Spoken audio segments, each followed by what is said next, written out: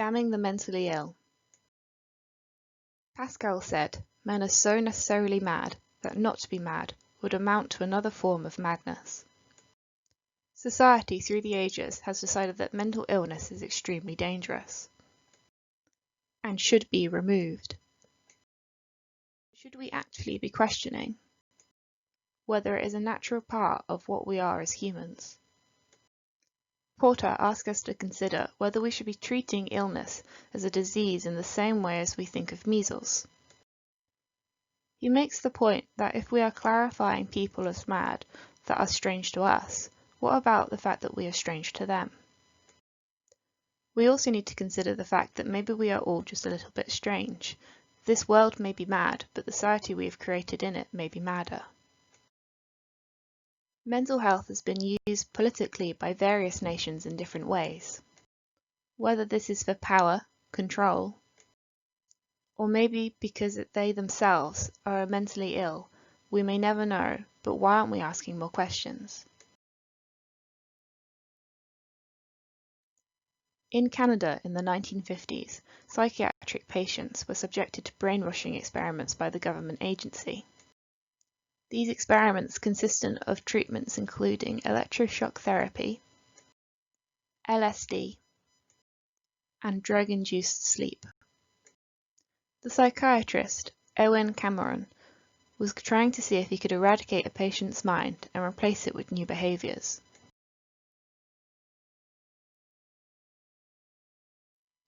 They could have targeted subjects in the hospital because they see the mentally ill as having a weaker mind, making them believe it could work on anyone, it would work on them. The irony of this is that it feels far more insane to subject humans to this inhumane torture compared to simple epilepsy that these patients were sent with. Cameron recorded messages that he wanted them to listen to as part of the reprogramming. When he felt like they were not paying the attention he wanted, he created helmets with speakers in that were locked onto their heads that forced them to listen. This drove the patients crazy, and they would bang their heads against the wall in an attempt to get it to stop. This reaction could represent the idea that mental health is on a scale, because even though these patients were deemed as crazy before the treatment, they were not behaving like this. This shows how this torture they were put through could have almost deepened their insanity, which is all happening in a place that was meant to cure them of it altogether. He then induced comas so that he could play the tapes to them as much as he wanted. This brings us back to how treatments like those in Canada seem to us more insane than people's behaviours that they were supposed to cure.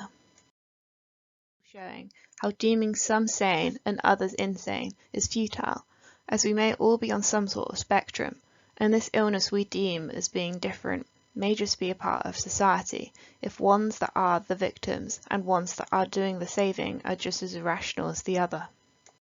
In the US, in the 1940s, the CIA began a project called MKUltra.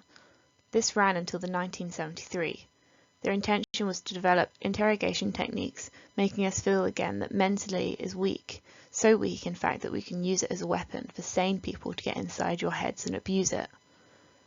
They used various methods to manipulate people's mental state.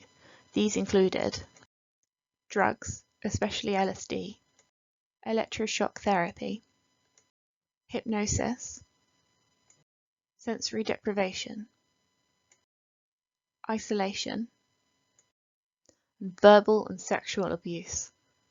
This is full of irony in itself, as our government hunt after those that use and abuse drugs to keep us safe, yet here and in so many other incidents they are shown to use it themselves for far worse desires.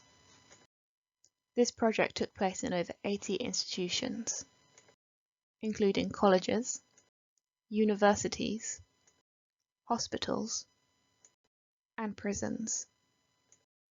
It amazes me that they use public institutions for such huge impacts on people's mentality, as this affects the entire state and sometimes the entire world.